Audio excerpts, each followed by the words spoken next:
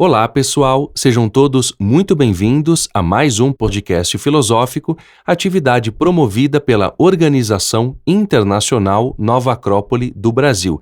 E para conversarmos hoje, recebemos os professores voluntários da sede Caxias do Sul, no Rio Grande do Sul, Paula Poloni e também o Gustavo Massen. Sejam todos muito bem-vindos. Olá, Danilo, Gustavo, a todos os ouvintes, vamos lá.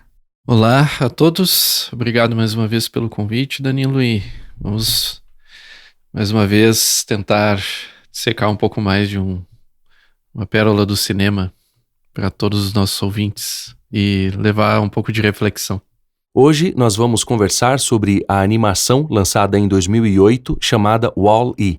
Naturalmente não vamos esgotar o tema, menos ainda trazer aqui verdades absolutas, vamos fazer como sempre, conversar, ouvir, refletir e que possamos extrair ideias úteis, práticas e vivenciais através dessa história que realmente traz uma singeleza, uma beleza profunda, filosófica, humana, expressa através desses robôs que vão nos ensinar muito sobre a vida, sobre a convivência, sobre o amor, sobre inúmeras questões.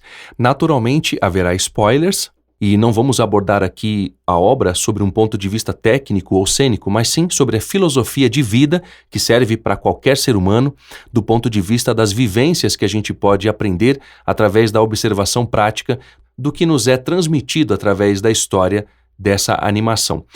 Informamos também aos nossos ouvintes que a animação está disponível no canal Disney+. Dito isto, eu gostaria que você começasse, Gustavo, fazendo uma breve sinopse do que é apresentado na história.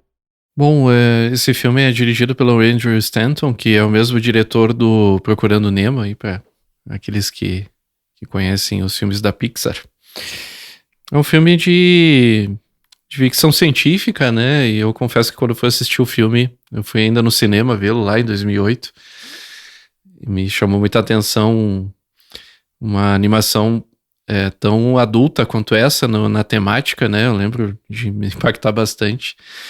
Mas ao mesmo tempo, claro, é uma animação e que tem o seu toque de humor e a gente vai acompanhar justamente um robozinho bastante simpático, né? Bastante, eu diria até humano nas suas ações, que é o Wall-E. O Wall-E é na verdade, uma sigla do tipo de robô que ele é, né? Mas aí acaba ficando como o nome dele. Parece, o início do filme aparece a Terra sendo mostrada à distância, repleta de lixo, inclusive espacial, de satélites para todos os lados, e quando entra no planeta, a gente vê um planeta completamente devastado, desertificado. E no meio disso tudo, dessa bagunça tremenda, onde não há mais seres humanos, a gente vê esse robozinho trabalhando todos os dias, porque ele é um robô que compacta lixo. Um dos, talvez, milhares ou milhões de robôs que faziam isso. Lá é nos anos de 2100. Lembrando que esse filme aí é passado nos anos 2800. Então, a Terra está completamente devastada, a gente não sabe o que aconteceu com os seres humanos e aí a gente tem esse robô que a gente vai se apaixonando por ele já de início porque ele é muito querido, muito, muito humano mesmo, né, nas suas emoções, né, até a gente vai descobrindo que ele é um robô que ele vai, no lixo mesmo, vai capturando muitas coisas, vai levando para sua casa, e lá ele como que um santuário humano, assim, ele tem diversos objetos e coisas que remetem a um passado humano, onde a Terra estava plena, né? Estava plena de vida. E a gente vai acompanhando ele no início, e depois a gente vai ver que num dado momento vai aparecer uma nave espacial, né? E nessa nave espacial vai aparecer uma pequena personagem, né? Que é a Eva, e que é uma personagem que justamente é uma sonda que estava vindo à Terra para ver se havia vida, né? Se voltou a ter sustentabilidade de vida no planeta e tudo mais. Ela é talvez das muitas que vinham visitar o planeta para fazer estudos, né?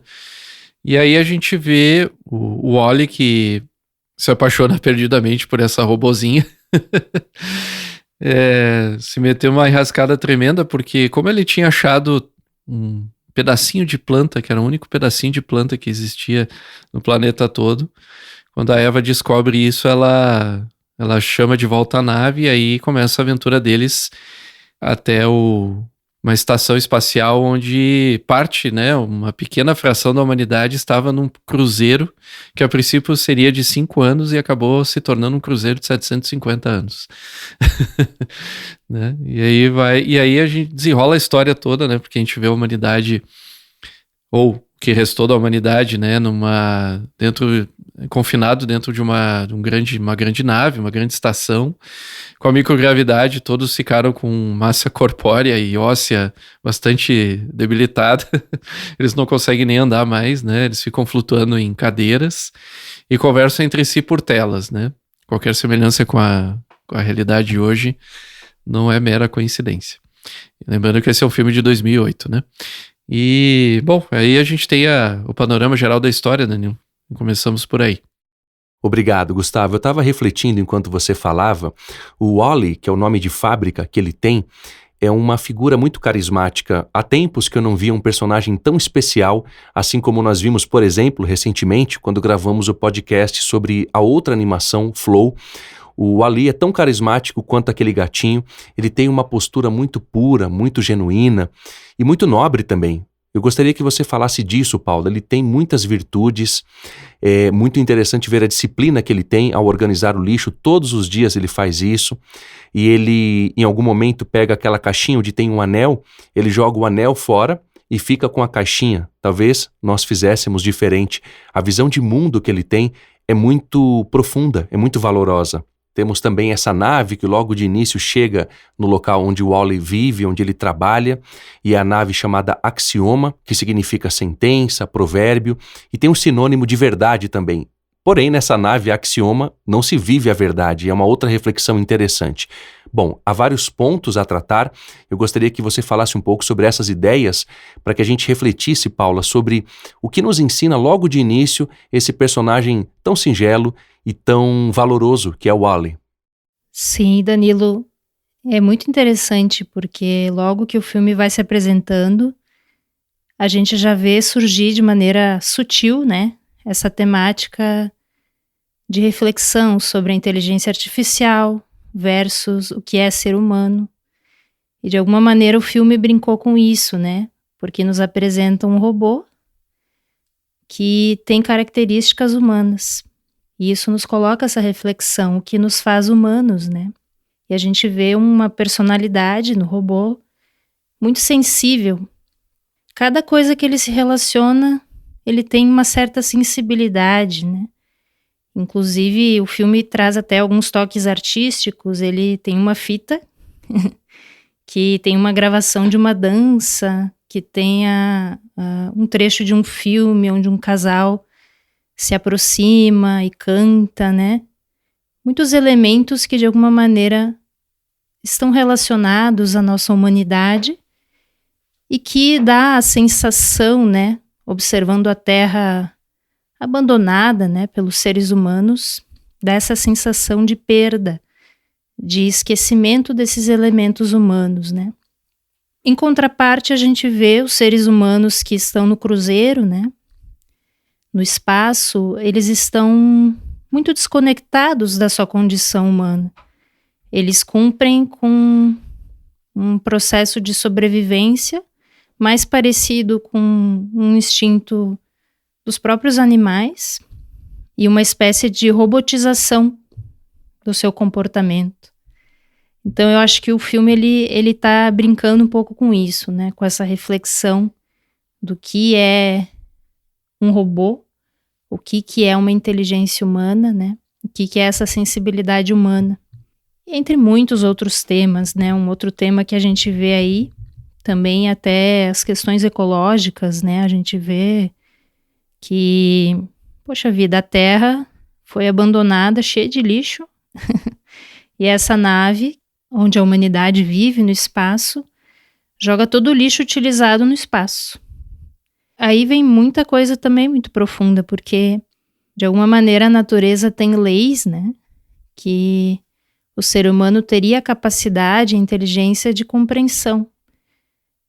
E o mais incrível disso é que nós não estamos falando de uma coisa tão distante do que nós vivemos, né? E acho que isso que é legal do filme, ele traz um impacto sobre algo que parece uma historinha, né? Mas ao mesmo tempo reflete a nossa realidade. Sem dúvidas, Paula, e observando tanto o que você falou quanto o que o Gustavo falou, de maneira atenta, eu estava aqui pensando sobre o modo de vida que eles vivem na nave Axioma. E é um modelo que nos faz refletir sobre hoje. Esse filme tem um ensinamento bastante importante do ponto de vista do que temos feito das nossas vidas. Nós temos ali na nave algo muito evidente, que é a preguiça das pessoas, a gula, a alienação da realidade. Não tem contraste. Aquele momento em que o capitão, por exemplo, pede para fazer uma definição para o chat GPT que tem na nave, digamos assim, ou seja, para aquele oráculo, para aquele informativo do computador de bordo, ele pergunta sobre a terra, sobre a água, sobre a vida. É muito interessante porque quando o Wally chega na nave, ele vê todo esse processo de maneira bem prática. Quando uma das pessoas que está ali flutuando naquela cadeira cai, ele mesmo a levanta e coloca de volta, e a pessoa volta de novo para sua inércia em que estava. Quando a gente se vê nessas histórias, ou relaciona a nossa vida com elas, a gente pode aprender muito do que nós podemos melhorar através dessas histórias, ou seja, olhar para nós próprios. Eu gostaria que vocês falassem disso porque não é uma crítica gratuita, é uma reflexão profunda.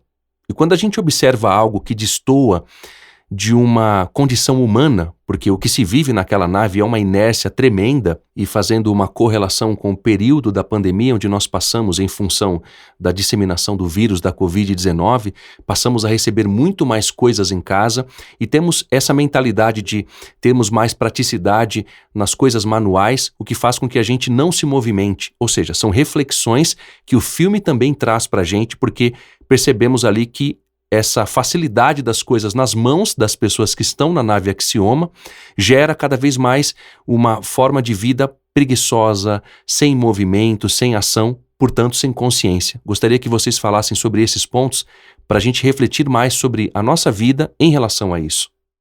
O filme é cheio até de rimas visuais, né? Em comparação, assim, por exemplo, cenas que o próprio capitão, né, dá comando de voz, e depois ele tenta dar um comando de voz para um livro, né, porque o manual foi feito há 750 anos atrás, né, então é interessante, Danilo, porque esse filme, como a gente falou, né, ele é de 2008, quando a gente assistiu esse filme, tinha algumas coisas que a gente até, olha, é uma previsão, né, mas sei lá, não sabíamos se ia acontecer dessa forma, né? Claro, estava começando a despontar esse ciclo tecnológico que a gente tem hoje, né? E é claro, na época a inteligência artificial, por exemplo, não estava na mão das pessoas como está hoje, e com esse passe de não saber exatamente para onde ela vai se dirigir, né? Um assunto que você colocou aí, que tem a ver com essa brincadeira que o filme faz entre o que é ser humano e o automatismo, né? E quando a gente vai estudar os temas da filosofia, principalmente da filosofia, das escolas de filosofia, da formação humana, né? Uma das coisas que vem à tona sempre é o desenvolvimento da capacidade que o ser humano tem de consciência e concentração, né? E justamente o apontamento do oposto da concentração é o automatismo. E é interessante porque hoje a gente observa que muito se busca, né, que essa volta na capacidade humana de estar mais atento, de estar mais concentrado, mas nem sempre isso acontece. Por quê? Porque justamente nós estamos num modo de vida que promove as distrações, né, que promove o automatismo, os hábitos nocivos também, né? Não só hábitos nocivos no sentido de vícios, né? Mas hábitos que não nos permitem usar a nossa capacidade mesmo humana, a nossa capacidade inteligente, a nossa capacidade de de raciocínio, nossa capacidade de relação.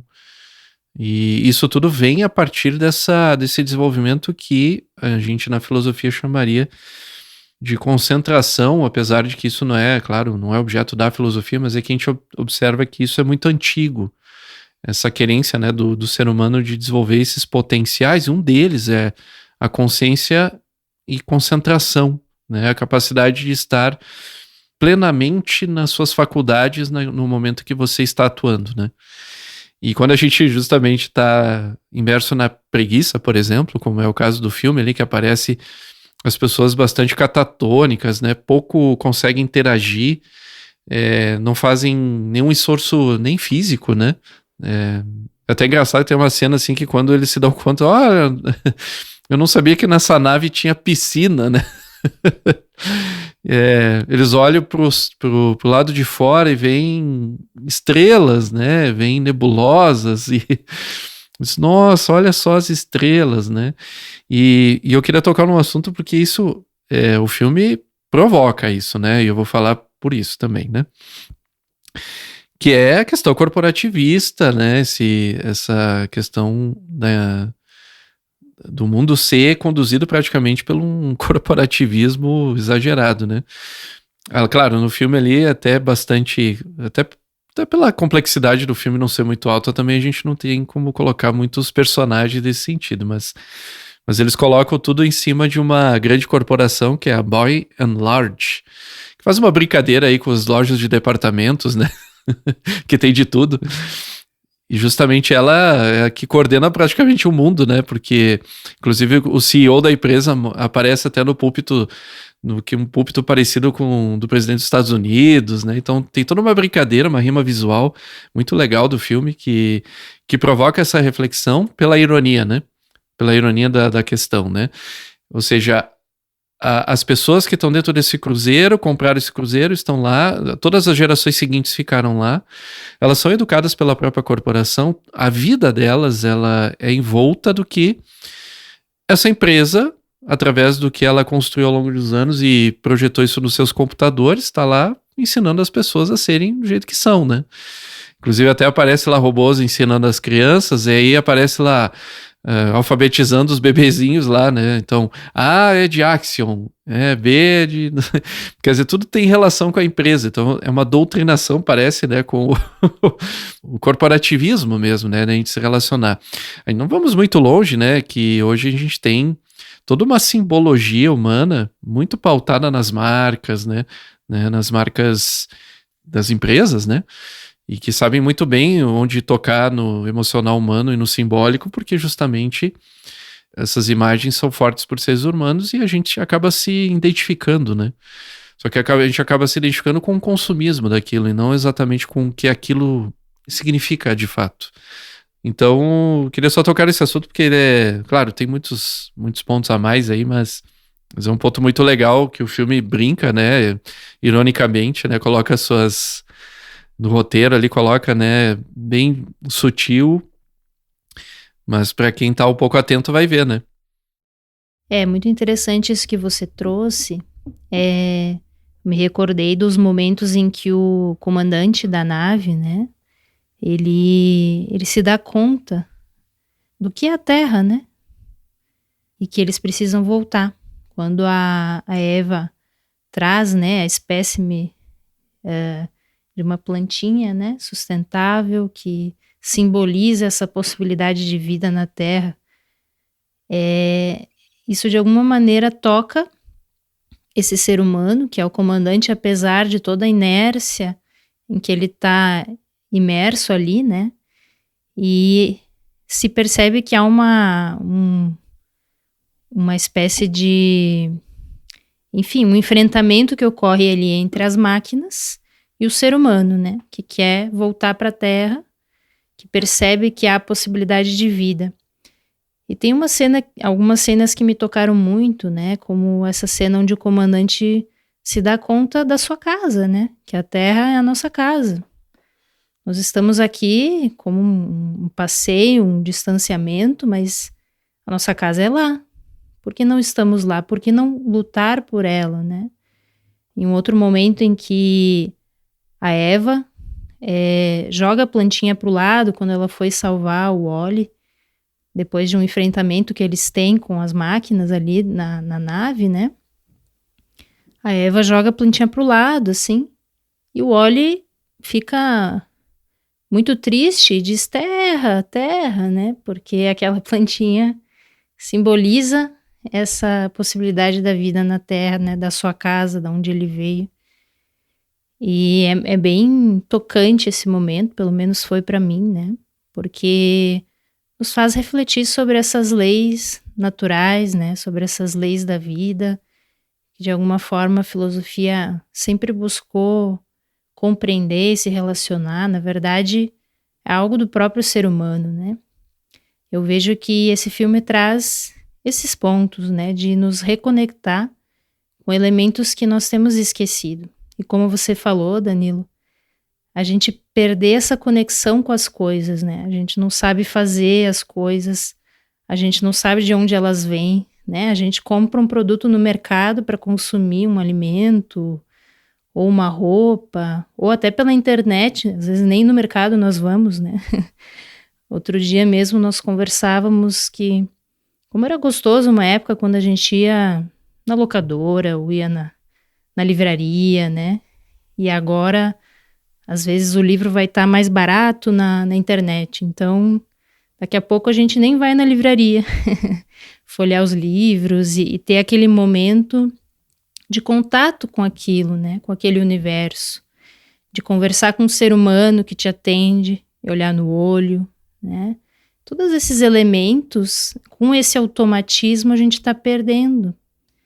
Nós estamos perdendo na nossa capacidade de concentração, nós estamos perdendo na nossa capacidade de sensibilidade e na nossa capacidade de desenvolver também a nossa inteligência, né? Porque as nossas atividades que nos conectam às leis naturais é como de alguma maneira, a inteligência do ser humano mesmo, né?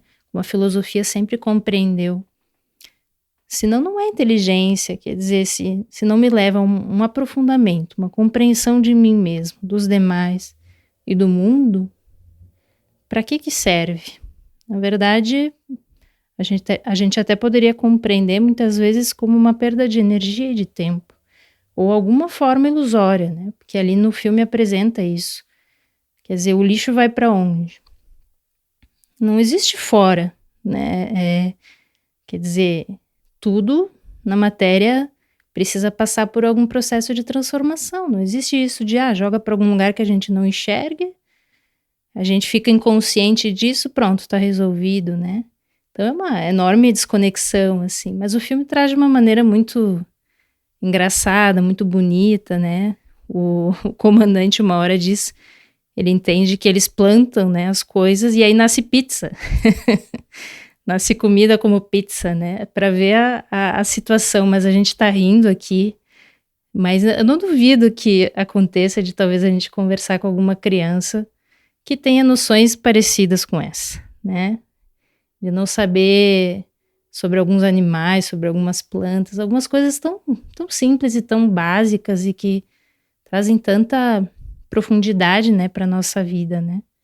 Essa simplicidade que na verdade é cheia de profundidade, de conexão com essas leis da vida, né? Que é como nós compreendemos realmente a inteligência.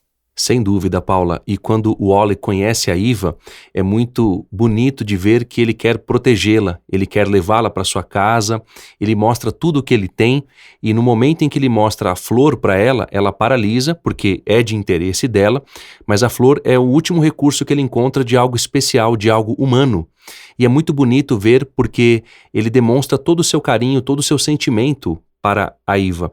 E algo que nós deixamos de fazer é mostrar o nosso coração. Nós temos medo de nos relacionarmos porque temos medo de nos ferirmos.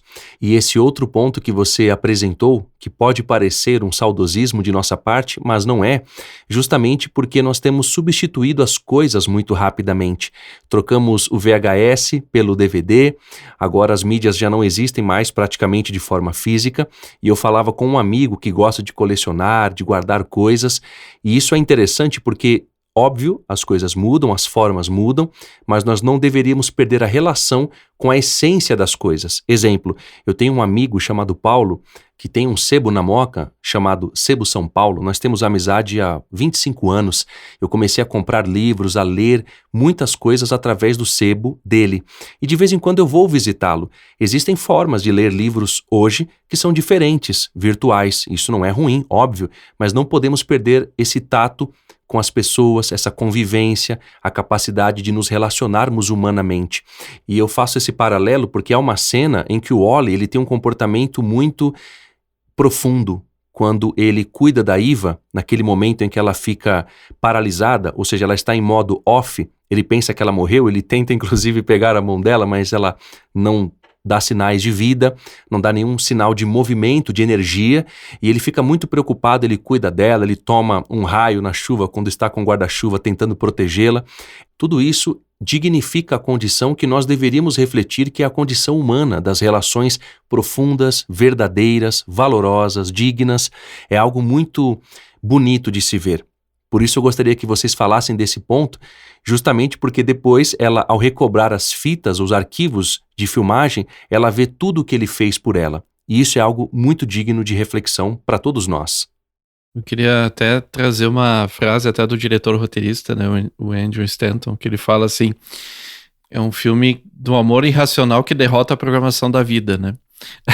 É muito interessante, muito legal, porque ele colocou 2 personagens, são robôs, né? Com muita carga emocional humana, muita errática humana, muito o que caracteriza o ser humano nessa questão emotiva mesmo, emocional, né?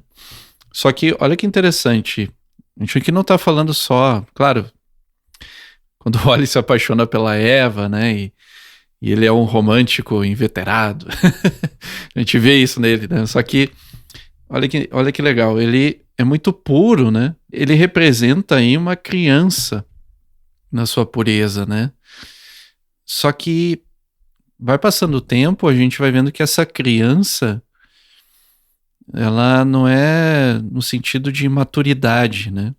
Mas é no sentido de que ela sabe muito bem, ela entendeu profundamente o sentido da vida.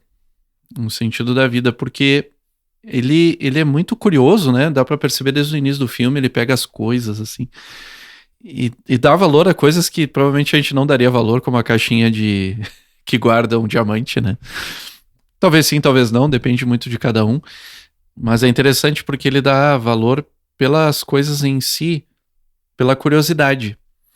Esse olhar de descoberta, né? Então, muito bonito esse personagem que, na sua essência, é um filósofo, né? Porque o que é o filósofo no sentimento, senão aquele que quer buscar conhecer as coisas? É um curioso, mas não um curioso só pela superficialidade, né? Ou tipo assim, se você me disser para que serve a coisa, tudo bem, para mim já serve. Mas vamos pensar o seguinte, que para além da curiosidade, que leva, na verdade, a gente a aprofundar essa curiosidade, é uma atração e um interesse pelas coisas, né? Algo que me deixa curioso, para aprofundar, isso tem que me atrair de alguma forma. Eu tenho que ir mais. Até que isso me desperta um real interesse. O interesse é o que me permite realmente estudar, investigar, ir a fundo naquilo. E, essencialmente, quando a gente fala da filosofia, do ser filósofo, a gente não está falando de uma profissão, muito menos de uma condição acadêmica, embora possa ser também, não é o caso, mas essencialmente a filosofia ela nasce daí, e esse personagem ele acaba sendo também essa ponte para nós também, né, tipo, para nos despertar para isso, né, quer dizer, veja, ele estava num planeta completamente devastado, inóspito, e mesmo assim ele encontrava belezas nele, né, e essas belezas, muitas delas foram feitas por nós, seres humanos. E esses seres humanos fizeram isso também pela sua sede profunda do seu interior de buscar conhecer as coisas. A própria imagem que ele vê, né, dos filmes musicais que ele assiste, né? Aliás, a trilha sonora desse filme é um caso à parte, né? Mas remete a uma veia artística que o ser humano tem, a essa busca artística, no sentido de buscar a beleza do conhecimento e expressá-lo. Não precisa ser necessariamente num filme, né? Mas são nas coisas, é como a gente faz as coisas, é como a gente arquiteta, é como a gente constrói as coisas. O problema é que muitas vezes a gente se afasta desse sentido e acaba indo para o outro extremo, que é a destruição. A gente prefere destruir para não perder coisas que são ínfimas para nós, que não vão durar, como fama, como dinheiro, como qualquer outra coisa, como conforto que seja, para não abrir mão disso em detrimento do que é mais importante, que é essa busca interna em si. É o que nos moveu a descobrir tantas coisas interessantes ao longo da história. A descobrir coisas que já estão aí, né, na natureza, no universo. E essa curiosidade que ele traz é que, para mim, eu acho que mais me toca nesse personagem. Porque a Eva, por exemplo, ela também é tocada por ele, não porque ele é perfeito, mas porque ele é verdadeiro, né? E ela é uma personagem que ela é toda programada, toda eficiente, né? Ela é over, né? Ela é over eficiência. Ela é acima de qualquer eficiência. E ela vai se dando conta que as sutilezas são mais importantes. E ela vai aí abrindo-se para o sentimento, né? Então é interessante como esses dois personagens, nesse amor irracional, porque a gente vai pensar assim, é óbvio que dois robôs é quase uma ironia, né? Que dois robôs se apaixonem, mas é o que acontece no filme. Então é interessante que isso também nos coloca nessa reflexão de nós mesmos. O quão robóticos a gente é para não se abrir, por exemplo, para o amor. Com certeza, eu ia falar justamente sobre isso antes de encerrarmos o podcast. Essa mecanização das relações faz com que a gente não deixe que através de nós se expresse a ideia do amor. O amor como ideia arquetípica, como ensinava Platão e outros grandes sábios da humanidade, como essa força de união entre todos os seres, todas as coisas, essa força de coesão. Isso é muito prático quando a gente reflete do ponto de vista objetivo na nossa vida. Percebemos que o ódio, as invejas e as críticas separam. Há uma cena, inclusive, em que as pessoas estão ali nas suas cabines, né, na nave Axioma, no cabeleireiro, enfim, umas criticando o comportamento das outras. Enfim, às vezes a gente vê isso acontecendo na nossa própria experiência humana. Às vezes nós somos assim. E toda crítica, toda essa forma mental negativa para com as pessoas só nos afasta cada vez mais. E lembrando do Wall-E, naquele momento em que ele leva a Eva para sua casa e começa a mostrar o que ele sabe fazer, ela vai e mostra algo melhor para ele porque ela é um robô mais evoluído. Inclusive aquele joguinho de cores, ela coloca tudo muito rápido, entrega na mão dele pronto, com as cores organizadas. Enfim, tudo o que ele faz e que ele traz não é suficiente para Eva, exceto a flor. Isso é muito importante porque é algo realmente diferente do que ela tem. E voltando para as pessoas que estão na nave Axioma, elas têm uma roupa igual, ou seja, o comportamento igual, uma vestimenta igual, uma mentalidade igual. Porém, há aquele casal que, ao tocarem as mãos um do outro, revela-se um mundo novo. Eles percebem as estrelas, que havia piscina no local que eles não tinham percebido até então. E aí a gente tem um contato humano. A gente tem muito medo de tocar as pessoas, de abraçar, por medo das relações que possam ter, pelos traumas também que cada qual traz, que carrega consigo, mas esse contato humano, com respeito, com cortesia, com carinho, com um profundo sentimento de humanidade, nos aproxima.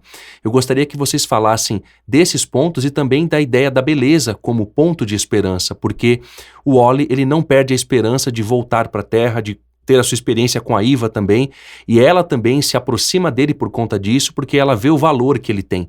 Há muito que se refletir daí. Eu gostaria que vocês falassem um pouco sobre tudo isso. Sim, Danilo, é bem interessante, né, quando tem essa possibilidade de retorno para a Terra, né? E só que para chegar nisso, é como você falou, é todo um processo de impacto, né, que acontece, de tomar consciência, né? Até que isso acontece, né? Dada a letargia em que eles estão, é toda uma dinâmica, na verdade, a Eva, o Wall-E, né? E alguns amigos que eles desenvolvem aí outros robôs, né? Tem algumas cenas bem divertidas. Eles têm que realmente enfrentar vários outros robôs, né? E a própria humanidade vai se dando conta do que está acontecendo ali, da planta, do óleo, enfim.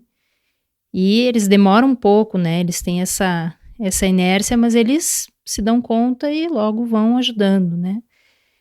Então, é isso que você trouxe, né, da esperança, né? Quando o ser humano ele se recorda de quem ele é, ele tem a possibilidade de solucionar os seus problemas, né?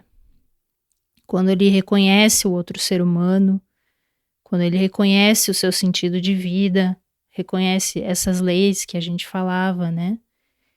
Bom, falando um pouquinho até do processo aí do final do filme, né? Se me permite já comentar, né? Mas é muito legal, é muito bonita a cena que eles chegam na Terra novamente, né? Que eles têm essa possibilidade de vida novamente, de vida na Terra, né? De uma vida realmente humana, que está conectada a outros seres como as próprias plantas, e que faz parte desse universo que nos faz humanos, né? E eu entendo que a gente precisa disso, né?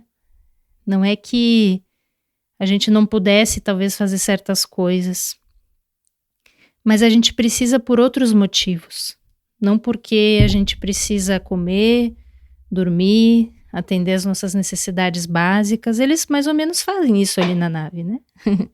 Digamos que eles sobrevivem, né? Tem uma hora que o comandante diz assim, não, eu não quero só sobreviver, eu quero viver, né? Isso também nos faz humanos, né? E quando eles retornam ali à Terra, simboliza muito isso, né? Simboliza tudo que é o ser humano e o que ele vive aqui. E como pensar nisso sem pensar em todos os outros seres e toda a vida que se desenvolveu para que o ser humano também pudesse existir, né? E que compõe essa unidade que nos faz humanos, né? E é muito bonito porque eles vai aparecendo nos créditos, né? É interessante porque os créditos desse filme dizem muito, né? O filme já terminou ali, mas ele fala muito, né? Porque mostra que os seres humanos estão resgatando as artes manuais, eles estão resgatando várias artes que fizeram a humanidade chegar onde ela chegou. Várias artes que fizeram o ser humano construir as suas sociedades, viver, sobreviver e viver, né? Não só sobreviver. Ali aparece da pesca, as construções, né? Uma série de elementos, né? E tem até uma cena que aparece a botinha, da onde estava a planta, embaixo de tudo isso, né? Quer dizer, de uma mesma coisa, de uma mesma vida, olha quanta vida. Isso é algo que a natureza nos ensina. O que uma planta pode gerar, né? Olha a generosidade da natureza, né? Uma planta pode se transformar em muitas plantas. E pode renovar toda a vida. Quer dizer, uma plantinha. Mas olha o que ela pode representar, porque a natureza tem essa capacidade. A vida tem essa capacidade, né? Então essa eu acho que é a esperança que o filme traz, embora ele trate de um tema muito desafiador, que nós também já vivemos hoje, né? Ele traz uma ideia de regeneração, de buscar solução, de recomeço. Quer dizer, enquanto tem essa possibilidade de vida, nós podemos lutar por isso, né? Nós podemos reestabelecer a nossa condição humana. Então isso eu acho que é um ponto importante, porque a crítica muitas vezes nos leva a isso, né? De ver os nossos erros, mas não olhar para as soluções e as possibilidades do bem que a gente tem, a possibilidade do bem que tem no outro, né? De compreender e enxergar essa unidade, que é expressão da nossa inteligência. O ser humano sempre solucionou seus desafios, seus problemas, né? Sempre conseguiu ver soluções a partir da sua inteligência.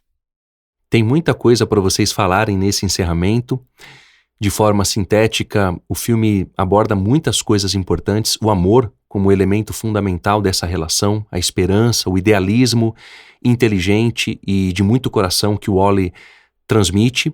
A relação de amor entre ambos, como bem colocou o Gustavo, não é o essencial. Longe disso, o filme nos ensina o que estamos fazendo aqui, qual é o nosso papel enquanto seres humanos, embora sejam robôs que nos ensinam, mas é uma alegoria tradicional, o que se apresenta nessa animação.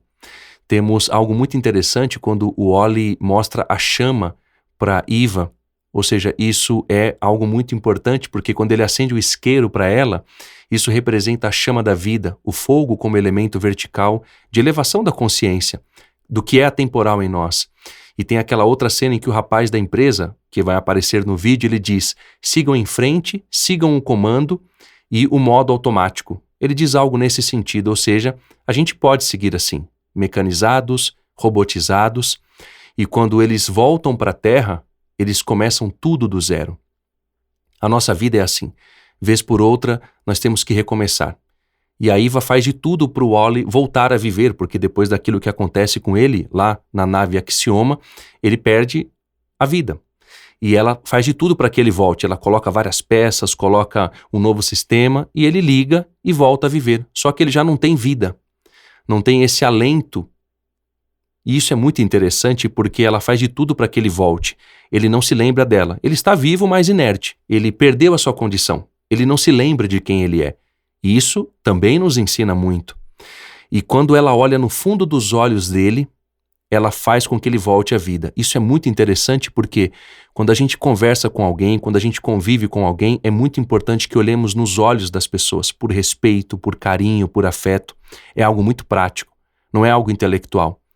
Se nós tocamos temas esotéricos, profundos, muito complexos de se entender, sem nenhum valor humano, sem nenhum valor moral, isso não muda as pessoas. E é algo que o filme nos ensina muito. Eu gostaria que vocês falassem um pouco de tudo isso, porque podemos aprender que o nosso melhor deve ser colocado em ação em tempo, para que a gente não perca tempo com experiências que não são realmente dignificantes do ponto de vista humano. Gostaria que vocês trouxessem as suas reflexões finais nesse sentido, porque há muito que aprender com essa história que realmente não tem nada de robotizada ou de mecanizada. Muito longe disso. Eu já assisti, acho que mais de 20 vezes esse filme, desde que ele foi lançado. Porque realmente ele tem pontos realmente muito tocantes, né? Não é só tocantes no sentido de que, assisti o filme, me sinto bem, depois vou embora e sigo minha vida. Olha, eu vejo que toca em pontos venais da nossa alma, assim, né? Enquanto o que estamos fazendo, né? O que realmente nós estamos fazendo. Esse filme, de fato, não demoniza ninguém, né? Não demoniza nem mesmo a tecnologia. Afinal de contas, até os robôs ao longo do filme são personagens que também têm as suas personalidades, né? Cada um na sua programação. Tem as suas personalidades, tem até o grupo dos outsiders, né? Os louquinhos, né? Que ajudam o Wall-E dentro da nave lá. São cenas, assim, muito engraçadas mesmo, né? São realmente muito engraçadas. Mas exatamente isso é que torna a reflexão tão profunda, porque afinal de contas a gente já está com isso nas mãos, né? O que nós vamos fazer com isso, né? Efetivamente, e cabe a nós essa decisão. O que nós vamos fazer com a tecnologia, né? Na proposta do filme, ele é muito bela mesmo. Pode ser que alguns até considerem um pouco romântico, mas é bonito porque não fica tão evidente, talvez, na questão do que ele está querendo transmitir nos créditos finais ali, né? Mas o que passa ali é um recomeço que a gente estuda nos nossos temas de filosofia, que reflete-se aos ciclos históricos, né? Porque quando tudo acaba, ou aparentemente acaba, quando um ciclo se finda, como esse ciclo que está aparecendo no filme se termina, você começa por onde, né? Você vai começar pelo mais fundamental. Só que é interessante, o filme mostra ali algo de, claro, fundamental, como a Paula até comentou, né? Já temos ali agricultura, temos que voltar a fazer construções e tudo, né?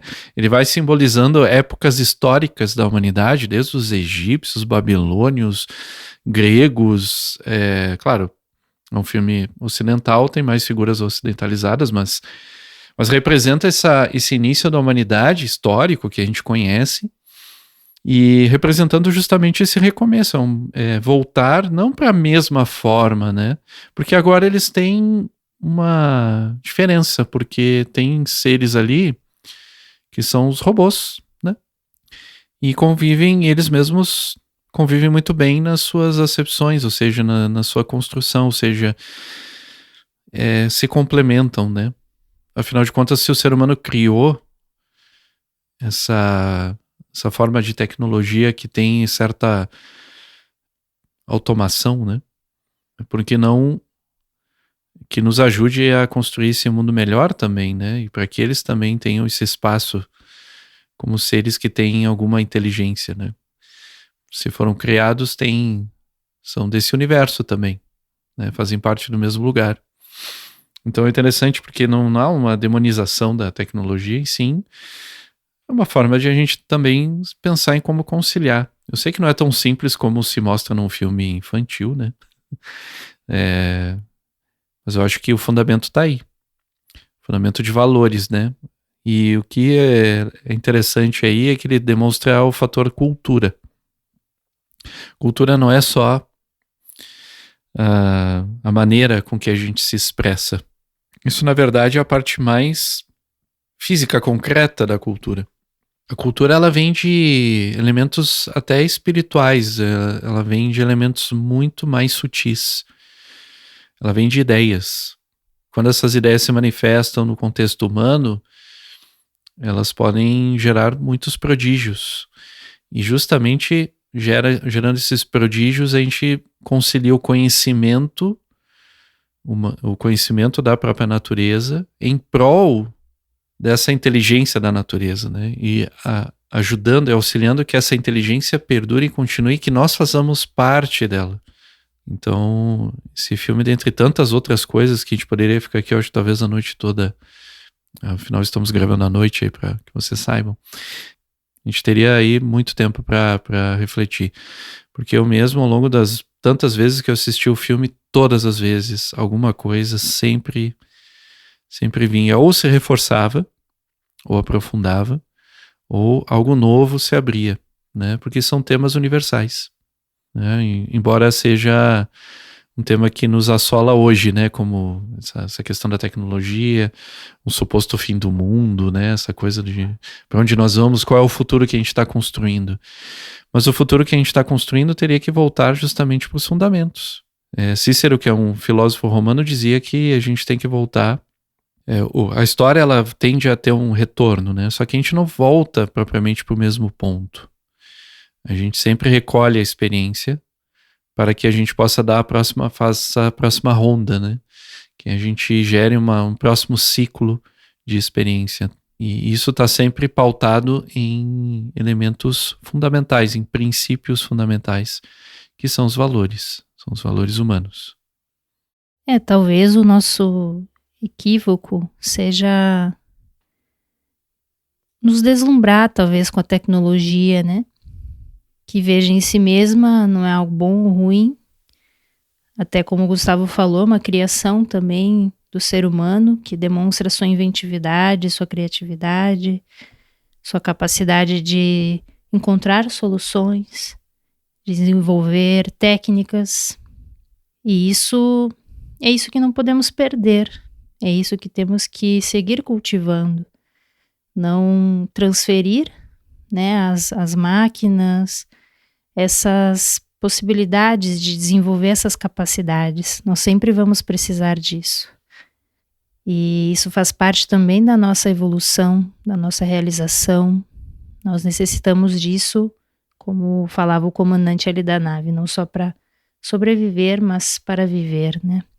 Nós acho que acreditamos, talvez muito ingenuamente, que a tecnologia por si mesma resolverá todos os nossos problemas.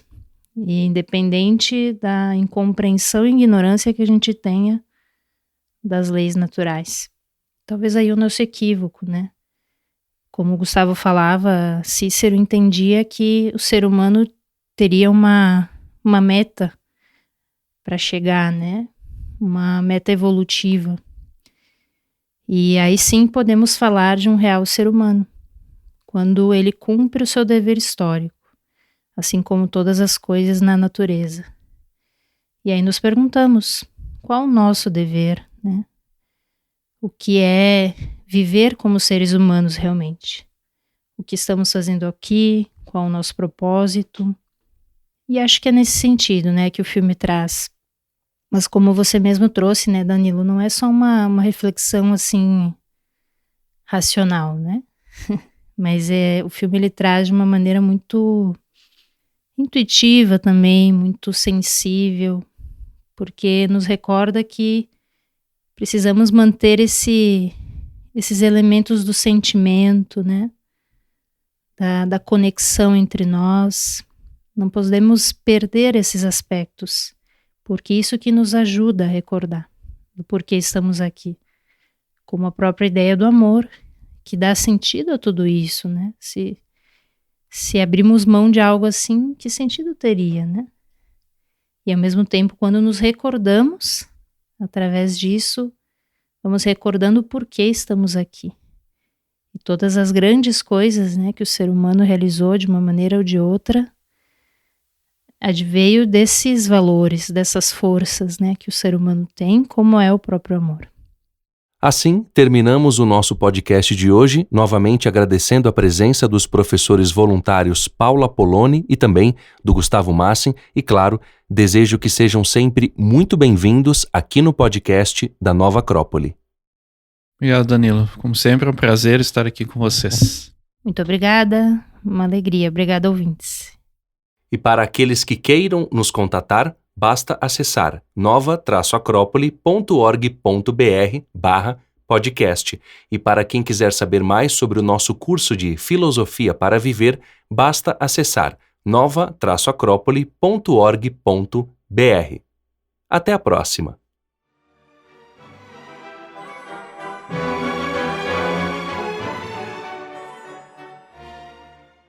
A trilha deste podcast é de autoria de Tchaikovsky e chama-se Valsa das Flores.